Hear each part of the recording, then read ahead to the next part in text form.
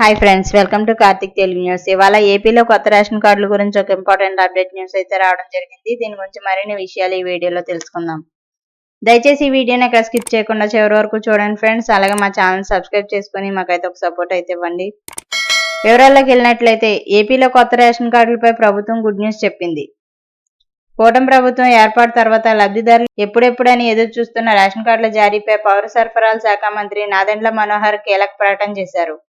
ప్రస్తుతం నడుస్తున్న ఈకేవైసీ ప్రక్రియ ద్వారా రేషన్ కార్డుల జారీ ఎప్పుడు చేస్తారన్న దానిపై ఆయన క్లారిటీ ఇచ్చేశారు. ఇక దీంతో లబ్ధిదారుల్లో సంతోషం వ్యక్తమవుతుంది. రాష్ట్రంలో కొత్త రేషన్ కార్డుల్ని మే నెల నుంచి జారీ చేస్తామని మంత్రి నాదెండ్ల మనోహర్ ఇవాళ స్పష్టంగా ప్రకటించారు.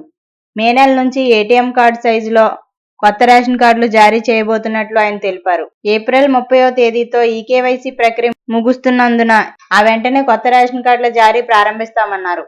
అలాగే ప్రస్తుతం ఉన్న ఫ్యామిలీ రేషన్ కార్డునే సైజు తగ్గించి అన్ని వివరాలతో వీటిని జారీ చేయనున్నట్లు మంత్రి వెల్లడించారు. మరోవైపు రాష్ట్రంలో కొత్త రేషన్ కార్డుల జారీ సమయంలోనే కుటుంబ సభ్యుల పేర్ల జోడింపులు, తొలగింపులు, స్ప్లిట్ కార్డుల కోసం ఆప్షన్లు కూడా ఇవ్వబోతున్నట్లు మంత్రి నాదెండ్ల మనోహర్ వెల్లడించారు. అలాగే క్యూఆర్ కోడ్ లాంటి భద్రతా ఫీచర్లతో కొత్త రేషన్ కార్డులు జారీ అవుతాయని ఆయన స్పష్టం చేశారు. అలాగే ఈసారి రేషన్ కార్డులపై ఎవరి బొమ్మలు ఉండవని మంత్రి క్లారిటీ ఇచ్చారు. మొత్తం మీద రాష్ట్రంలో ఈకేవైసీ పూర్తి అయిన తర్వాత ఎంతమందికి కొత్త రేషన్ కార్డులు ఇవ్వాలన్న దానిపై ప్రభుత్వానికి క్లారిటీ వస్తుందని మంత్రి తెలిపారు. సో ఫ్రెండ్స్, ఇది update news. Thank you friends. Thanks for watching this video.